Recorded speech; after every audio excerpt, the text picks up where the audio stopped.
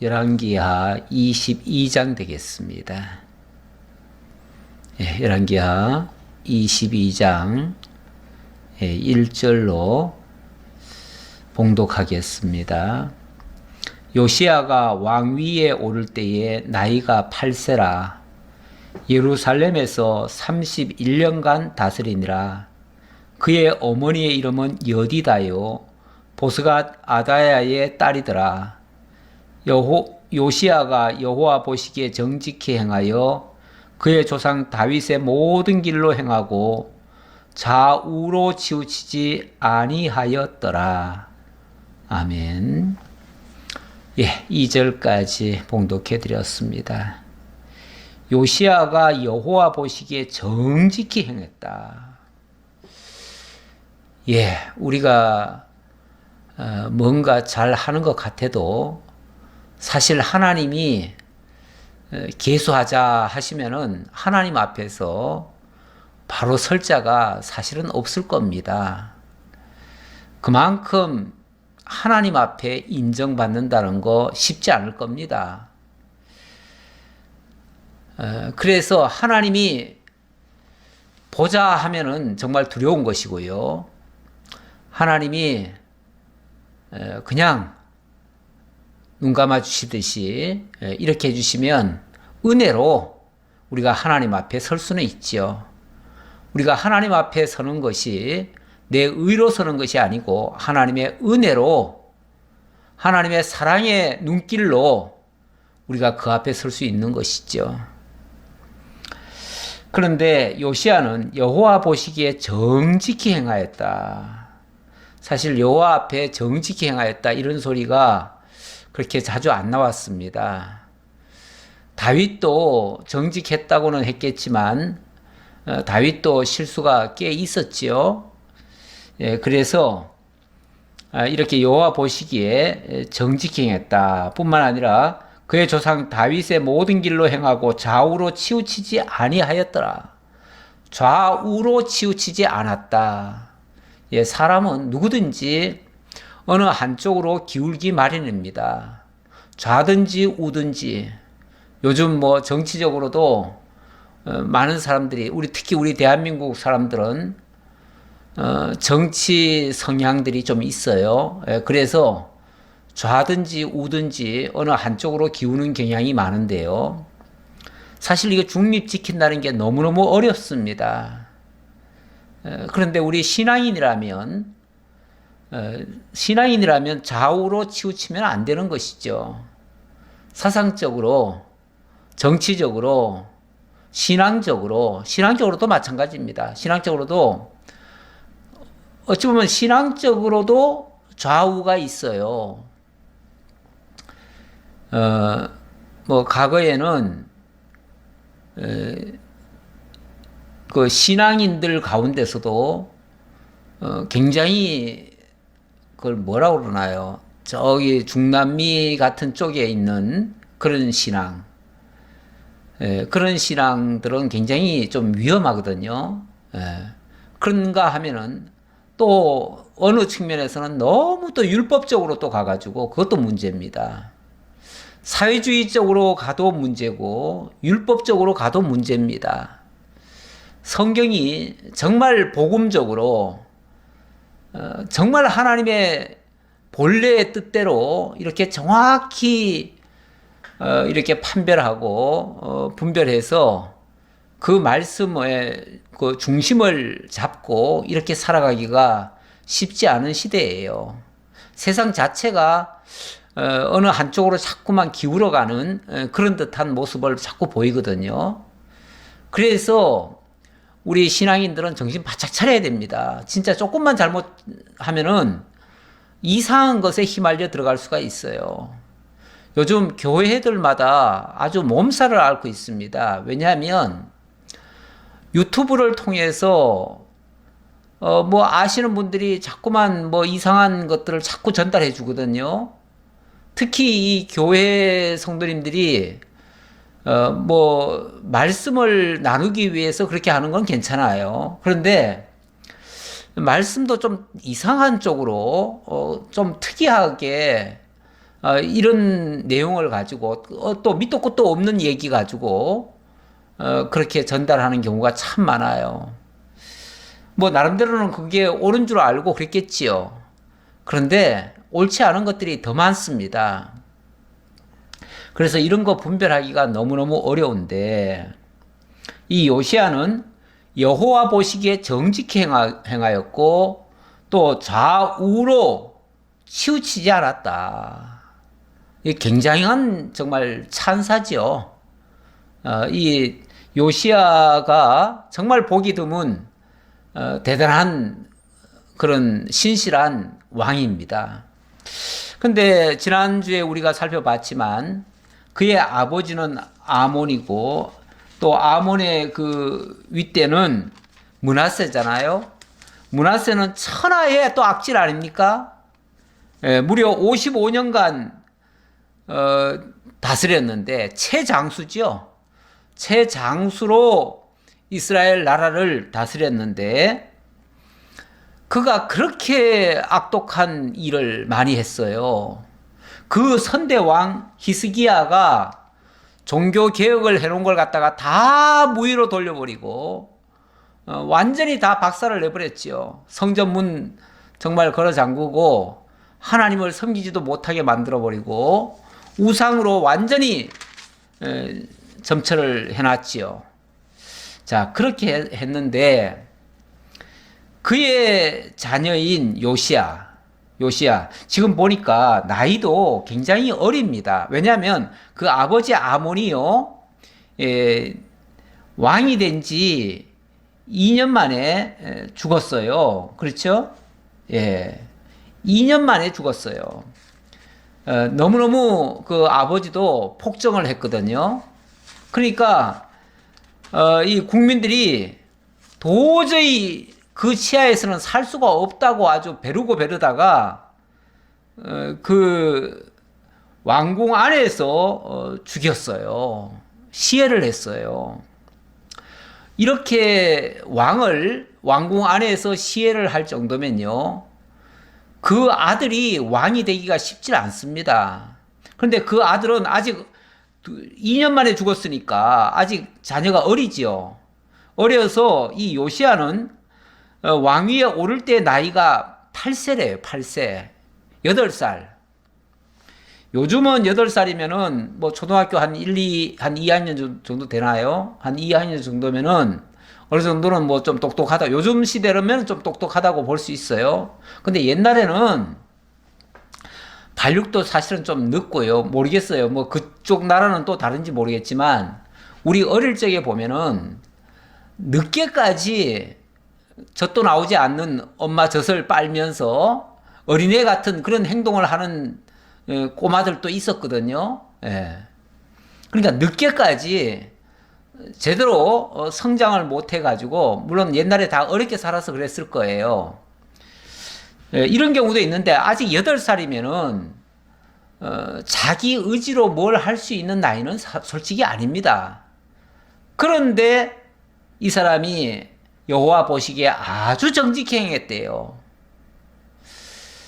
그렇다면 이 요시야는 정말 자기 의지로 그렇게 했다면은 정말 난 사람이고요. 대단한 사람이죠. 그렇지 않다면 그의 어머니의 영향력이 클 수 있습니다. 왜냐하면 왕이 너무 어리면요, 어머니가 섭정을 하는 경우도 있거든요. 옛날에 보면은. 그러면은 많은 부분이 어머니의 영향력 아래서 다스림이 있을 수 있습니다. 물론 나중에는 이 요시야가 자기 의지로 그렇게 잘했어요. 잘했지만은 어려서는 그 어머니의 영향력이 굉장히 컸을 거다. 저는 그렇게 추측을 합니다. 자, 그런데 여기도 또 어머니의 소개가 잠깐 나오지요. 예루살렘에서 31년간 다스리니라. 그의 어머니의 이름은 여디다요. 보스갓 아다야의 딸이더라. 이 보스갓 아다야가 누군가를 제가 좀 찾아봤더니 역대상에 아다야라는 이름이 몇 사람이 나오는데, 대체적으로 보면은 레위 제사장 가문이고요. 그리고 찬송하는 자 중에 또 이 아다야라는 사람이 있어요. 그러니까 일단은 제사장 가문일 수 있고요. 아니면은 제사장은 아닐지라도 레위 지파이면서 성전에서 봉사하는 사람, 성전에서 봉사하는 사람, 그러니까 찬양하면서 이렇게 있었던 사람이죠. 원래 다윗 시대 때부터 이제 솔로몬이 성전을 건축했고요. 그 뒤로는 이 찬양단이 있었습니다. 이 성전 안에. 그래서 찬양대가 찬양을 하고 그랬습니다. 그랬는데 거기에 한 사람일 수 있고 아니면은 제사장 가문일 수 있어요. 자, 제사장 가문이면 이 딸은 제사장의 딸인 셈이죠. 그리고 원래 한 나라의 왕의 그 아내가 되려고 하면 가문이 좋아야 됩니다. 원래가 보잘것없는 집안에서 그 딸을 데려다가 국모로 삼고 그러지 않습니다. 그렇기 때문에 제사장 가문일 확률이 높습니다. 자, 그렇다면 그리고 여기 또 그 어머니의 이름이 여디다라 그랬죠. 여디다. 원래 여디다라고 하는 이 단어가 여디디아라고 하는 단어와도 유사하죠. 예, 유사한데 그 여디디아라는 말이 뭐냐면 하나님의 사랑을 입은 자란 뜻이에요. 예, 그 이름이라고 하는 게 그냥 짓는 게 아니잖아요. 그 아버지가 그 딸을 낳고 그 딸에게 정말 하나님의 그 신앙이 사실은 거기 묻어 있어요. 그 이름 속에. 그러니까 신앙이 없는 사람은 이름도 그냥 신앙과 무관하게 이름을 짓죠. 그런데 신앙이 있는 사람은 그래도 신앙적으로 정말 하나님의 사람으로 살기를 원해서 그렇게 짓는 경향이 많아요. 그런데 이 여디디아, 다시 말하면 하나님의 사랑을 입은 자라고 이름을 지을 정도면 그 아버지의 신앙이 아주 독실했다는 뜻이에요. 그렇게 신앙이 독실한 자의 딸이다 보니까 이 딸이 어머니가 됐을 때 그 왕자에게 어떻게 교육을 시켰겠는가 이제 짐작이 되지요. 그래서 제가 그 영향이 컸을 것이다 라고 지금 말씀을 드리고요. 물론 이 요시야의 본격적인 개혁 작업은 자기가 상당히 성장했을 때 본격적으로 합니다.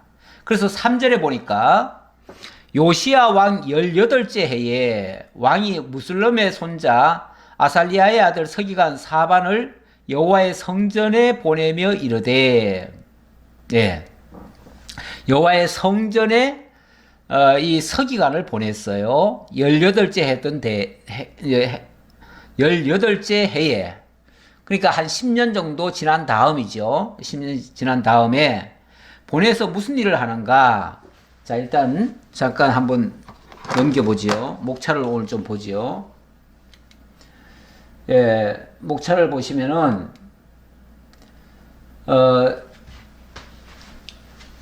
지금 제사장에게 사람을 보낸 거예요. 보내가지고 이렇게 말합니다. 4절, 너는 대제사장 hil기야에게 올라가서 백성이 여호와의 성전에 드린 은 곧 문지킨 자가 수납한 은을 계산하여 여호와의 성전을 맡은 감독자의 손에 넘겨 그들이 여호와의 성전에 있는 작업자에게 주어 성전에 부서진 것을 수리하게 하되. 성전에 부서진 것을 수리하게 했다. 성전을 수리하게 했다. 그 말이죠.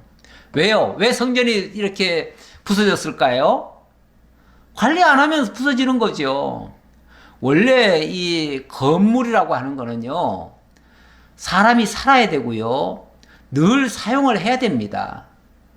만약에 아무리 잘 지어서도요, 거기에 사람이 살지 않고 몇 년간만 비워두면요, 완전히 흉가가 되어집니다. 그리고 건물이 푸석푸석해져요. 나중에 가면 뭐 벽돌들도 막 뚝뚝 떨어지고 정말 집이 말이 아니죠.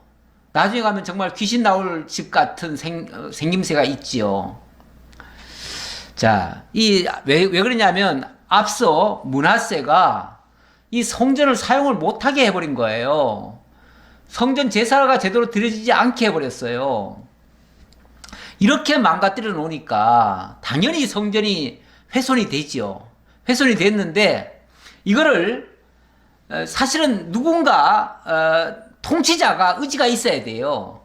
이 나라의 선한 일이라고 하는 것은 통치자의 의지가 없으면은 일이 될 수가 없습니다. 그런데 이 왕이 뭔가를 깨달은 거예요. 아, 우리가 하나님 앞에 바로 해야지. 그건 어디서 교육을 받았겠어요? 그건 당연히 어머니의 영향을 받았다라고 저는 보고요. 자, 어쨌든 그렇게 해서 성전을 수리해야 되는데 성전 수리하려면은 뭐 돈이 한두 푼 들어가는 게 아니잖아요. 많은 돈이 들어가잖아요.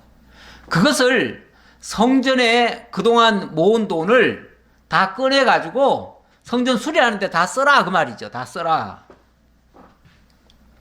자, 수리하게 하되 곧 목수와 건축자와 미장이에게 주게 하고 또 제목과 다듬은 돌을 사서 그 성전을 수리하게 하라. 구체적으로 사람을 사고 또 재료를 사들이고 또 깎을 거는 깎고 또 어디서 가져올 거는 가져오고 이렇게 해서 제대로 좀 해라 그 말이죠. 제대로.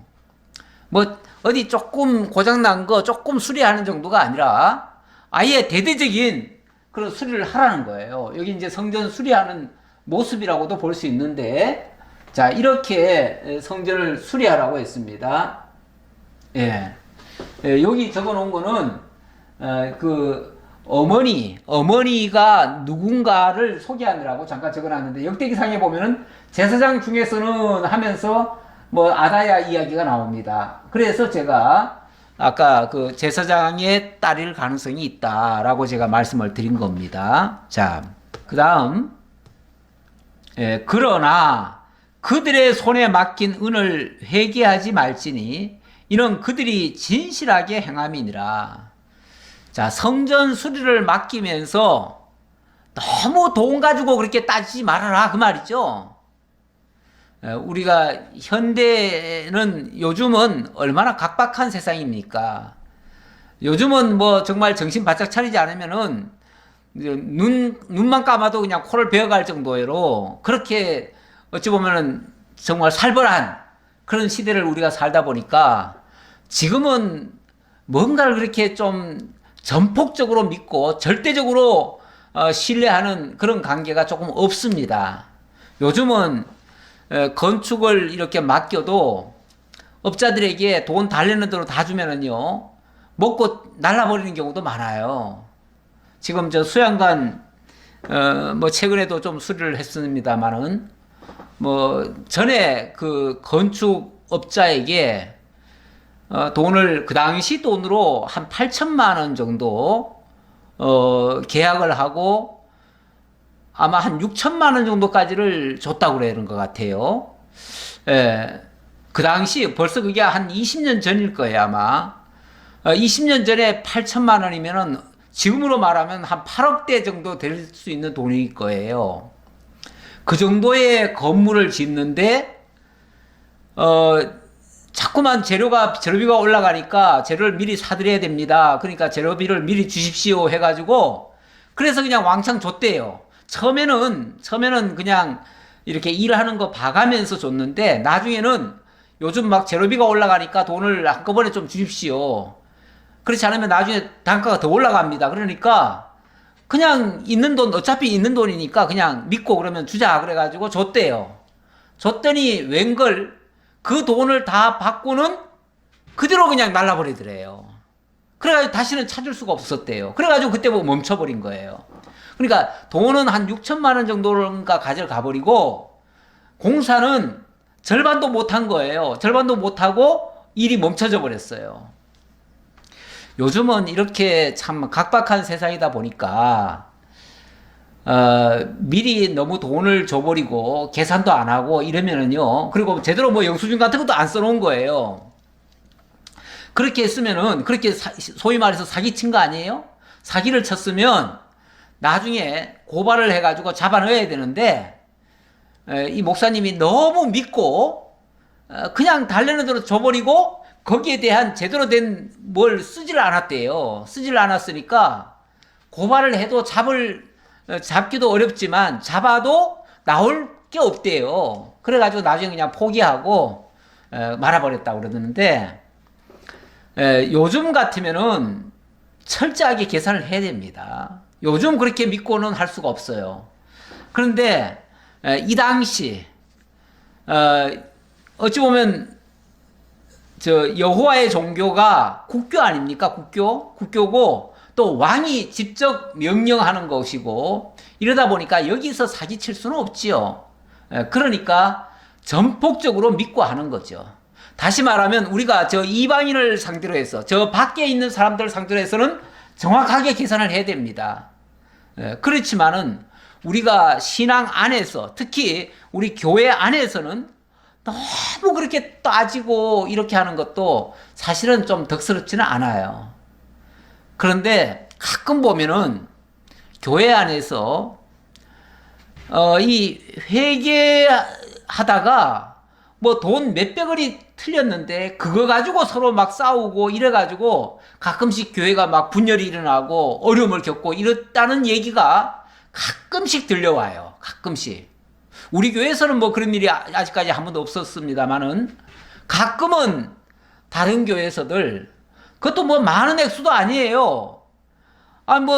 그 계산하다 보면 조금씩 다 달라질 수 있거든요. 이게 정말 아무리 계산을 잘 하려고 해도 우리가 기계가 아닌 이상, 우리 이렇게 손으로 이렇게 계산하고 뭘 적다 보면은요, 분명히 8인데 예를 들어서 3으로 적을 수도 있고, 뭐 이렇게 계산하는데 엉뚱하게 동그라미 한 개가 빠지는 수도 있고, 뭐 더하는 수도 있고, 뭐 한 개 정도 틀린 정도는 금방 차이가 나니까 알겠지만, 뭐 몇백 원, 몇십 원, 이 정도는 정말 찾기가 어려워요. 그러면 나중에 그냥 마치 감가상각하듯이 그냥 정리하고 말아요. 그런데 또 따지기 좋아하는 사람들은 그런 거 가지고 또 따져요. 어떻게 이렇게 계산이 엉터리로 할 수가 있느냐, 그러면서 그거 가지고 또 따지는 경우가 있어요. 그래 버리면은 정말 교회 일이라고 하는 것은 다 선의로 하는 건데, 그렇잖아요. 여기서 무슨 사례비 받아가면서 합니까? 예. 교회 서무를 본다든지 모든 일은 어찌 보면 다 봉사하는 거예요. 너도 나도 아까운 시간 들여가지고 다 힘껏 그렇게 봉사하는데, 거기서 조금 틀리다고 해가지고 그걸 가지고 만약에 시비를 건다 그러면은 정말 일 못하지요. 일 하다가도 손을 놔야지요. 여기 본문에도 보니까 그러나 그들의 손에 맡긴 은을 회개하지 말지니 이는 그들이 진실하게 행함이니라. 정말 믿음 안에서는, 정말 교회 안에서는 서로 믿고, 돈 문제 가지고 너무 그렇게 조그만 거 가지고 따지면은 그거는 정말 부담스럽습니다. 경우에 따라서는 우리가 영수증도 때로는 못 쓸 수도 있어요. 왜냐하면은 급하게 사오는데 그냥 영수증도 안 받고 그냥 오는 수도 있거든요. 그러면은 얼마 썼다 하면은 그냥 믿고 그냥 주는 것도 필요합니다. 예. 그렇게 좀 정리하면 되지요. 그런데 너무 그런 거 가지고 하나 가지고 또 교회는 철두철미하게 해야 된다. 빈틈 없어야 된다. 빈틈 없어야지요, 당연히. 그렇지만 인간이 하는 일에는 다 하자가 있습니다. 있더라도 믿고 존중해 줘야 된다, 그 말이죠. 그 일들을. 예. 예, 이야기가 빗나갔으면 이해해 주시고요. 예. 제가 의도를 얘기하는 겁니다. 정말 신앙 안에서는 서로 믿고 의지하고 의심하지 말고, 원래 그 일을 맡길 때, 사람을 쓸 때 그런 말이 있어요. 사람을 쓸 때 믿지 못하면 절대 쓰지 말아라. 그런데 일단 썼으면 절대적으로 신뢰해라. 이런 말이 있습니다. 이건 사람 쓸 때의 그 원칙입니다. 일종의 원칙인데, 믿지 못하겠거든 아예 쓰지를 말고, 사람을 세웠으면 믿어줘야 됩니다. 믿어줘야 돼요. 세워놓고 못 믿으면요, 서로 불행한 거예요. 일을 하는 사람도 힘 빠지고 일을 맡기는 사람도 의심스러워가지고 아무것도 못합니다. 그러면 뭐가 되겠어요? 아무 일도 안 돼요. 네. 자, 8절부터 대제사장 hil기야가 서기관 사반에게 이르되 내가 여호와의 성전에서 율법책을 발견하였노라 하고 hil기야가 그 책을 사반에게 주니 사반이 읽으니라. 예, 이 성전 수리를 하다 말고 성전 수리를 하려다 보니까 뭐 벽 천장도 뜯고 뭐도 하고 할 거 아니겠어요? 그런데 아마 벽을 천장을 이렇게 뭐 뜯다가 그 안에서 두루마리가 발견이 된 거예요. 두루마리 성경책이 발견된 거예요. 그게 보니까 율법서예요. 율법서면은 모세 오경이거든요. 아, 그런 것이 어떻게 그런 구석진대에 숨겨져 있었던 거예요. 왜 그랬겠어요? 당연히 그 선대 왕들 중에서 아주 고약한 왕들이 있잖아요. 가끔씩. 그 가끔씩 고약한 왕들이 성전 제사를 제대로 못 드리게 해요. 그리고 핍박을 해요. 그리고 하나님을 섬기는 일에 방해를 놔요.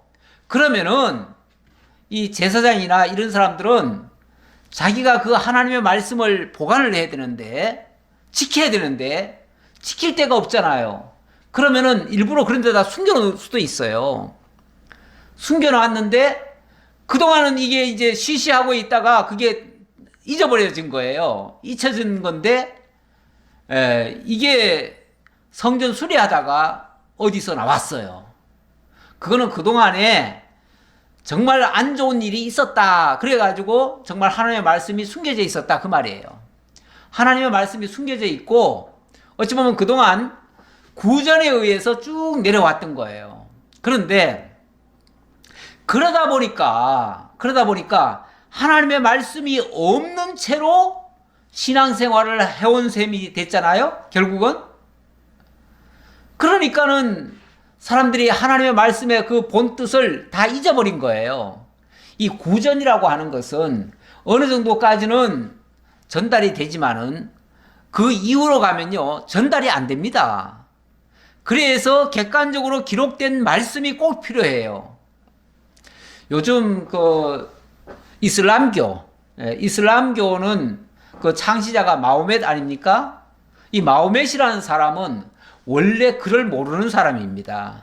이 장사꾼인데 이 무역을 하다가, 그러니까 해외로 돌아다니면서 무역을 하다가 유대 땅에서 쉽게 말하면은 유대 땅 그러니까 하나님을 믿는 사람을 만난 거예요. 만나가지고 구전으로 이 율법을 들은 거예요. 듣고 나서 유일신은 하나님이구나. 그 사람들 말로는 그게 이제 알라죠. 알라. 하나님이 알라구나. 그래가지고 그 알라 신에 대한 내용을 관심을 갖고 집중적으로 그것을 다 들었어요. 듣고 그것을 외워가지고, 옛날 사람들이 이게 글씨로 못 쓰는 사람들은요, 이 외우는 걸 잘합니다. 외우다 보니까 그 외운 걸 가지고 다른 사람들에게 전달을 하면서 우리도 다 하나님, 유일하신 하나님만 믿어야 된다. 다른 우상은 섬기면 안 된다. 그러면서 이 사람이 외쳤거든요. 외치면서 거기다가 자기 경험도 추가했어요. 추가해가지고 결국은 새로운 종교가 돼버렸어요. 그게 결국은 유대교에서 이슬람교가 만들어진 거예요. 원래 이슬람교는 처음부터 있었던 게 아니에요. 그 마호멧이라는 사람이 유대교 경전을 듣고 그것을 입으로 전해가지고 이렇게 만들어진 건데, 입으로 전달을 하다 보니까 온전히 그것이 다 전달이 된 게 아니고 자기가 알고 있는 것만 전달이 됐어요. 그러다 보니까 많이 왜곡이 됐지요. 그래서 이슬람교가 모세의 율법을 가지고 자기네들이 신앙생활을 한다고 하지만 사실은 많이 변질이 돼버린 그런 신앙생활을 하고 있는 거예요. 제가 무슨 얘기 하려고 그러냐면, 하나님의 말씀이, 기록된 말씀이 그대로 전수가 안 되면 신앙은 변질될 수밖에 없었다 그 말이에요. 그래서 그동안에 많이 변질된 모습이 보였던 거예요. 왕들이 저마다 나름대로는 하나님을 믿는다고 했을 거예요. 그런데 자기 식대로 믿다 보니까 여전히 산당 제사를 드리면서 온갖 이런 일들을 다 했던 거예요. 그러니까 우상도 섬기면서 하나님도 믿는다고 하면서 이렇게 했던 거예요. 그런데 드디어 율법책이 발견이 됐습니다. 오랫동안 감추어져 있던 하나님의 말씀이 드러난 거예요. 빛을 본 거예요.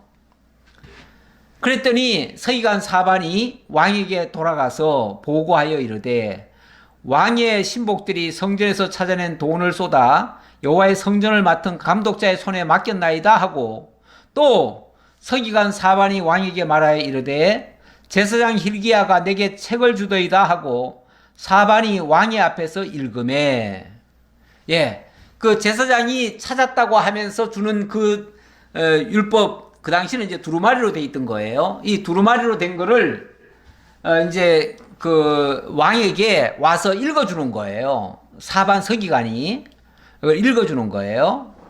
자, 읽어주는데 11절, 왕이 율법책의 말을 듣자 곧 그의 옷을 찢으니라.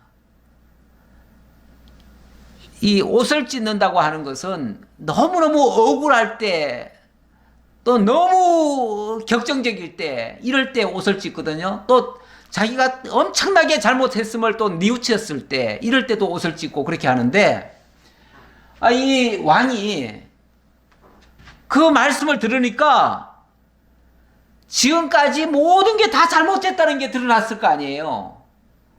하나님의 뜻이 이건데 우리가 그 뜻을 몰라가지고 이렇게 엉터리로 해왔구나. 너무 어찌 보면 탄식이 되는 거죠. 그러니까 옷을 찢으면서 정말 하나님 앞에 회개하는 심령으로 그렇게 하는 거죠. 그러면서 왕이 제사장 hil기야와 사반의 아들 아히감과 미가의 아들 악볼과 서기관 사반과 왕의 시종 아사야에게 명령하여 이르되, 그 사람들을 이제 다 불러 모은 것 같아요. 다 불러 모아놓고 특명을 내리는 거죠. 하나님의 말씀을 듣고 나니까 우리가 이렇게 할 게 아니다. 이렇게 바르게 고쳐야 된다. 라고 이제 특명을 내리는 거죠. 특명을 내리는데 뭐라고 하냐면, 너희는 가서 나와 백성과 온 유다를 위하여 이 발견한 책의 말씀에 대하여 여호와께 물으라. 우리 조상들이 이 책의 말씀을 듣지 아니하며 이 책에 우리를 위하여 기록된 모든 것을 행하지 아니하였으므로 여호와께서 우리에게 내리신 진노가 크도다.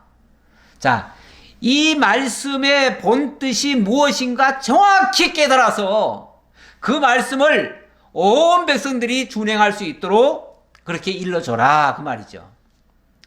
자, 일단은 율법책을 읽으라고 했겠죠. 읽고 나서 그 해석을 왕이 다 할 수가 없잖아요. 일단은 그 말씀을 들으니까 분명히 우리가 잘못하고 있다는 것은 알겠어요. 그런데 그러면은 잘 하려면, 바르게 하려면 어떻게 하는 것이 바르게 하는 건지는 모르잖아 아직. 그러니까 거기에 대한 해석을 바른 선지자로부터 그 해석을 들어야겠다 그 말이죠.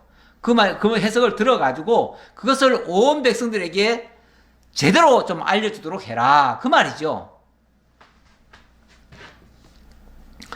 그랬더니 14절, 이에 제사장 hil기야와 또 아히감과 악볼과 사반과 아사야가 여선지 훌다에게로 나아가니 그는 할라스의 손자 디과의 아들로서 예복을 주관하는 살룸의 아내라. 여기도 이 선지자, 여선지자네요. 여선지자 훌다라고 하는 그 당시에 여자 선지자가 있었던가 봐요. 그런데 이 여자 선지자는 갑자기 어디 뭐 등장한 인물이 아니고 이 예복을 주관하는 살룸의 아내였다 그렇게 얘기를 합니다. 그 예복을 주관한다고 하는 것은 이 성전에 그 제사장들 복장 있잖아요. 그런 것들을 관리하는 사람이에요. 이것도 아무나 관리하는 건 아니에요. 이것도 제사장 또는 그 레위 지파 사람들이 관리해요.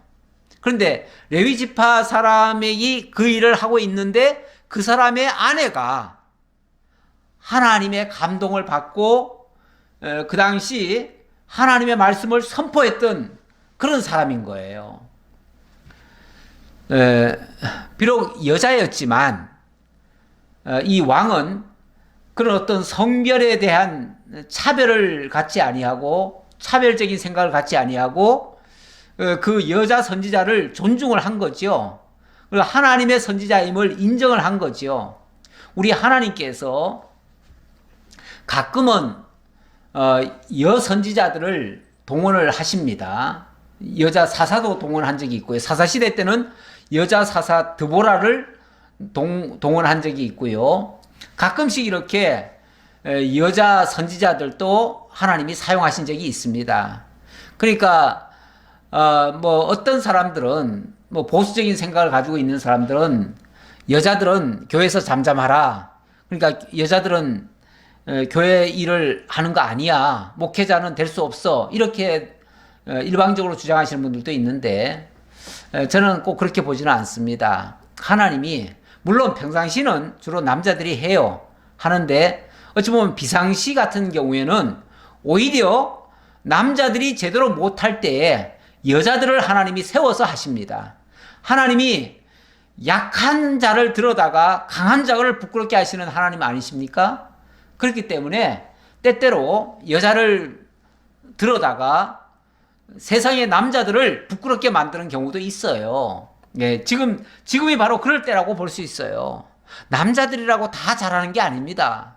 남자들도 오히려 자기 고집이나 피우지 실제로는 하나님 앞에는 겸손치 못하는 경우도 상당히 많아요. 하나님 앞에 누가 정말 바르게 정직하게 깨끗하게 바르게 서서 하나님의 말씀을 듣고 그 말씀대로 순복을 하느냐, 이게 중요하지.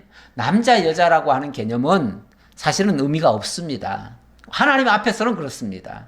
사람들끼리야 뭐 성별의 차이가 있을 수 있지만 하나님 앞에서는 성별의 차이가 없습니다. 자, 그랬더니 훌다가 그들에게 이르되 이스라엘 하나님 여호와의 말씀이 너희는 너희를 내게 보낸 사람에게 말하기를. 자, 그러면서 이제 하나님의 뜻을 알려줍니다. 그러니까 율법책은 객관적인 하나님의 말씀이고요. 그 말씀에 대한 해석을 이 여선지 훌다가 해준다 그 말이에요. 예.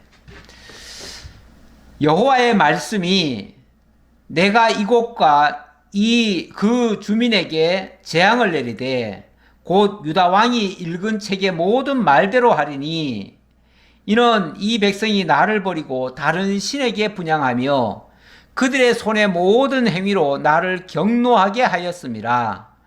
그러므로 내가 이곳을 향하여 내린 진노가 꺼지지 아니하리라 하라 하셨느니라. 예, 이 말은 사실 이게 레위기나 신명기에 가면 하나님께서 미래에 경고한 말씀이 있죠. 다시 말하면 너희가 이 율법의 말씀을 지킬 때는 이 나라가 평안하고 하나님께서 보호해 주셔서 안전하게 거할 수 있지만 만약에 너희가 하나님의 말씀을 저버리고 하나님을 멀리 한다면 하나님은 반드시 너희에게 재앙을 내릴 것이고 이러이러한 어려움이 있을 것이다. 그런데 만약에 회개하지 아니하면 돌이키지 아니하면 7배나 더할 것이고 또 돌이키지 않으면 또 7배나 더할 것이고 막 이렇게 말씀이 레위기 26장이 있죠. 26장에 그렇게 돼 있을 거예요. 자, 이런 식으로 하나님의 경고가 있었는데 바로 율법서니까 율법서가 그 내용이 아니겠어요? 그 내용이니까 봐라, 하나님의 말씀이 이렇게 돼 있지 않느냐. 하나님께서 너희가 만약에 하나님을 저버리고 하나님의 말씀을 떠난다면 반드시 너희에게 징계가 있을 것이고 하나님의 진노가 있을 것이다. 그런데 지금 너희가 지금 진노를 받고 있다. 지금 이 당시가 어떤 시대냐면은 어떤 당시냐면은 북이스라엘이 멸망을 당했습니다. 북이스라엘이 완전히 멸망을 당했어요. 그래서 이제 더 이상 북이스라엘은 아수르 치하에 들어가 버렸어요. 그런 상태고 남쪽 유다도 위태위태한 상태입니다.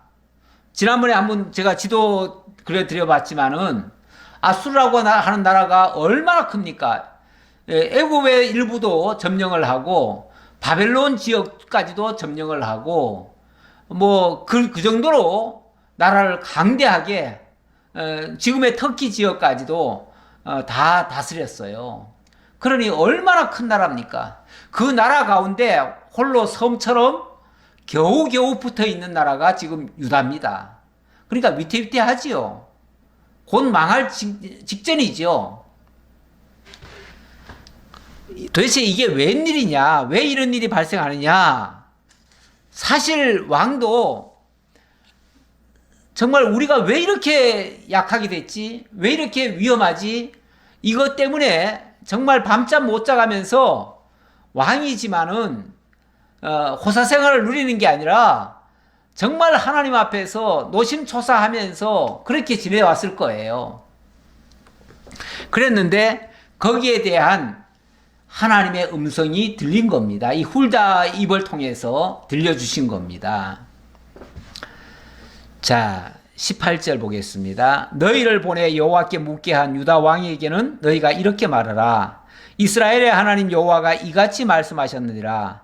네가 들은 말들에 대하여는 내가 이곳과 그 주민에게 대하여 빈터가 되고 저주가 되리라 한 말을 네가 듣고 마음이 부드러워져서 여호와 앞 곧 내 앞에서 겸비하여 옷을 찢고 통곡하였으므로 나도 너의 말을 들었노라. 여호와가 말하였느니라. 자, 객관적인 하나님의 말씀만 들려주는 게 아니라 그 말씀을 듣고 이 요시야가 회개를 했잖아요. 그래서 옷을 찢었잖아요. 이게 정말 통에 자복하는 자세 아닙니까? 그 자세를 하나님이 보셨다라고 얘기를 합니다. 하나님이 보셨기 때문에 하나님이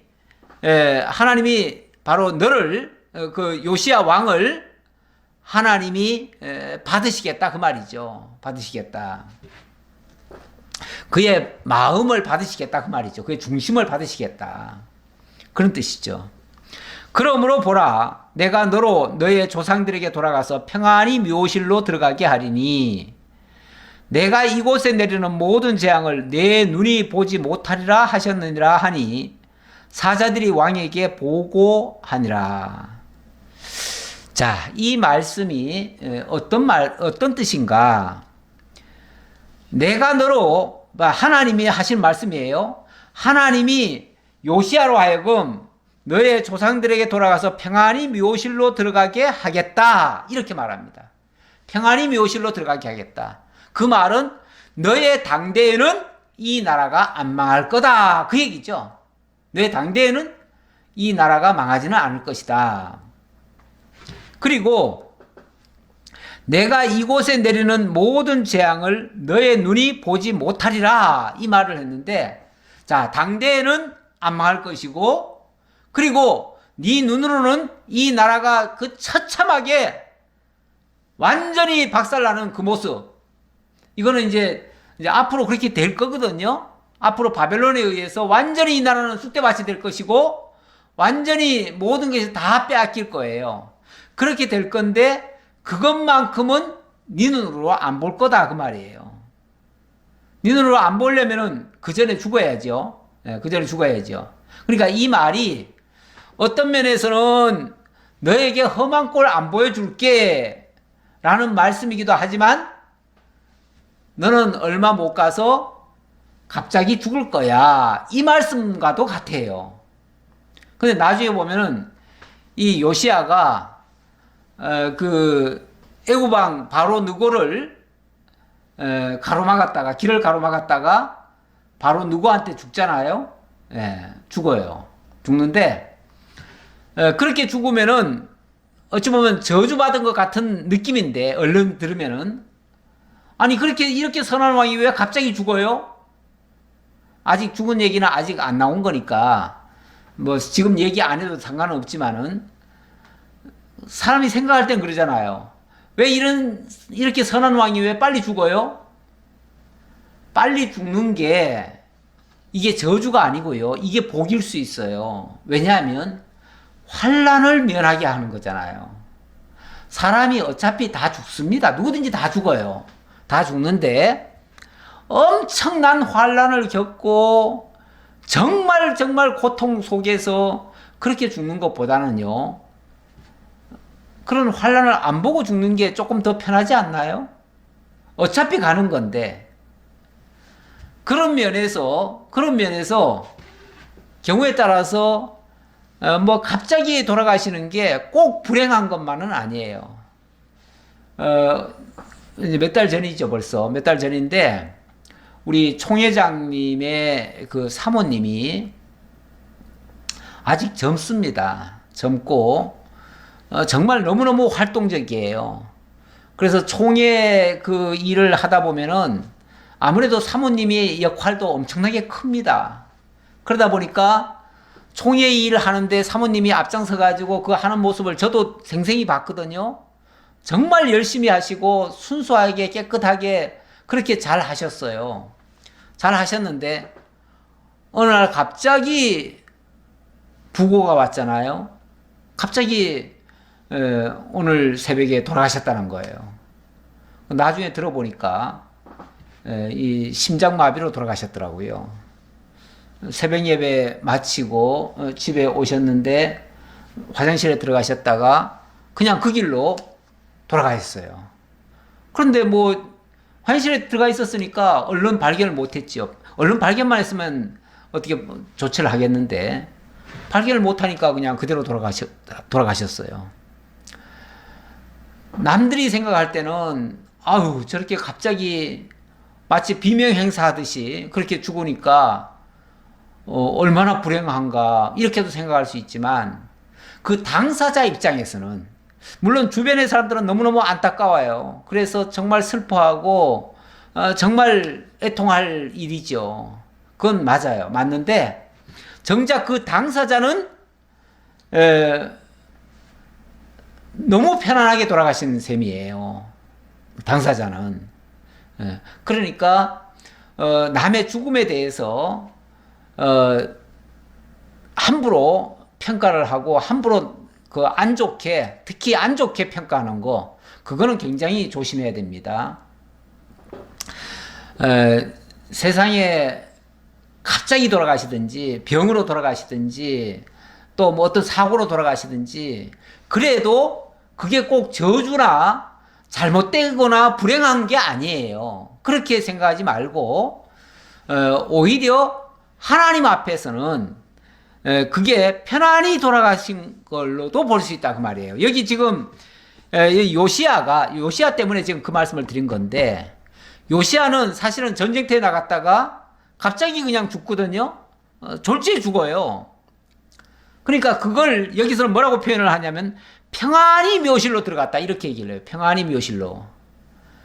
험한 꼴 안 보고. 왜냐하면 그 뒤에 험한 꼴들이 막 일어나거든요. 엄청나게 안 좋은 일들. 뭐 백성들이 잡혀가고 뭐 온 왕이 끌려가고 뭐 이런 오만 그 어려운 일들이 다 발생하거든요. 그런 거 안 보고 미리 죽은 게 평안하다 그 말이에요. 평안하다. 예.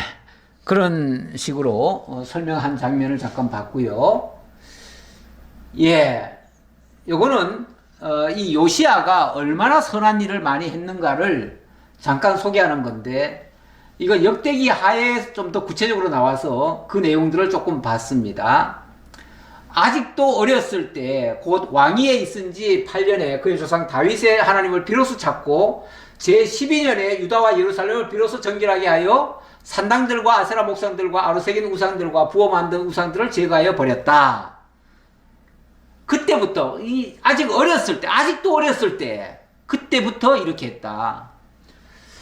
예, 그래 그 얘기를 했고 또 제사장의 뼈를 제단 위에서 불살라 유다와 예루살렘을 정결하게 하였으며 예, 이거는 정말 참 이 요시야에 대해서는 놀라운 장면이 있는데요.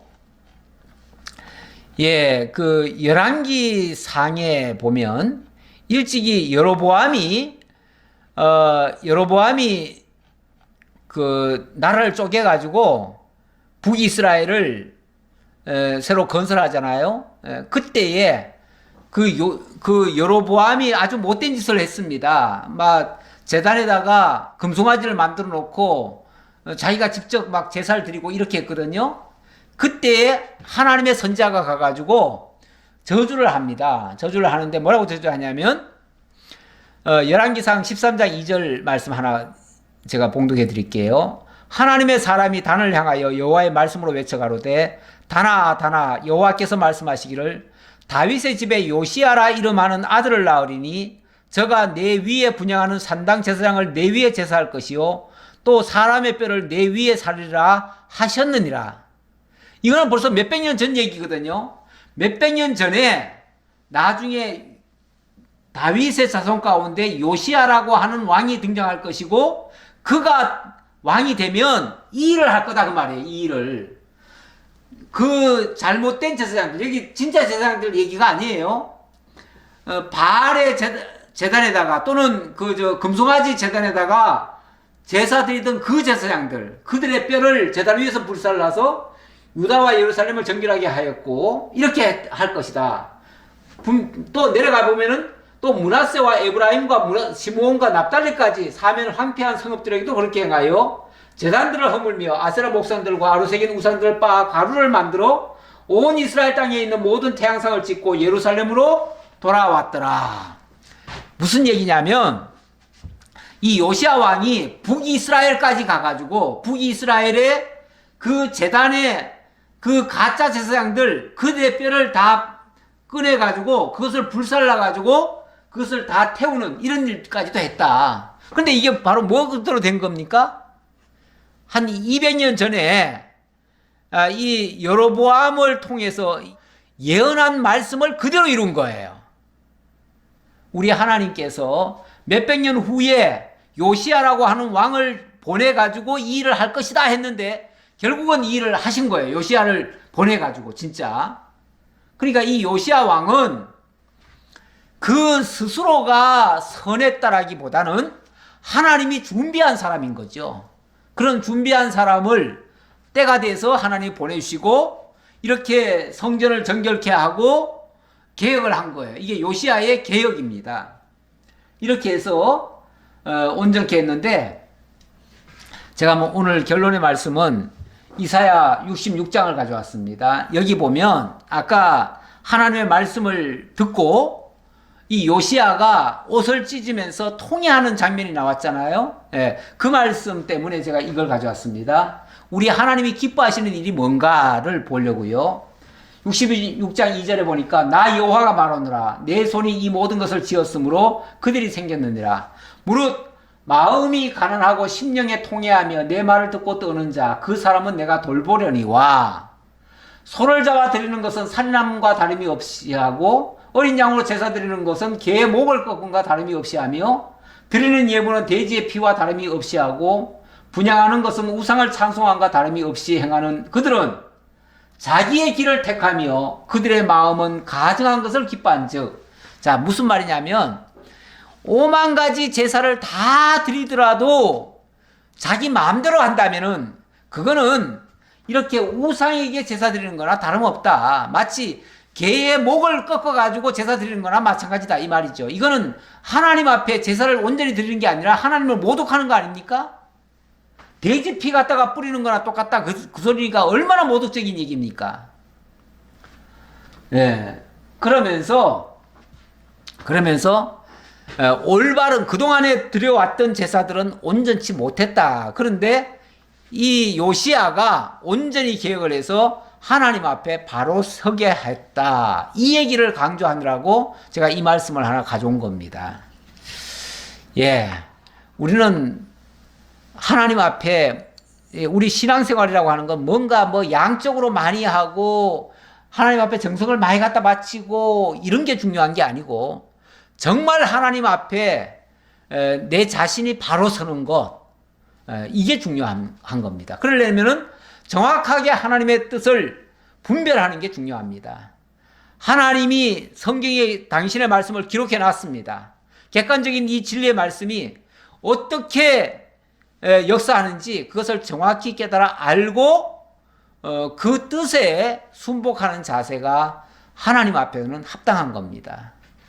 기도하겠습니다. 아버지 하나님 감사합니다.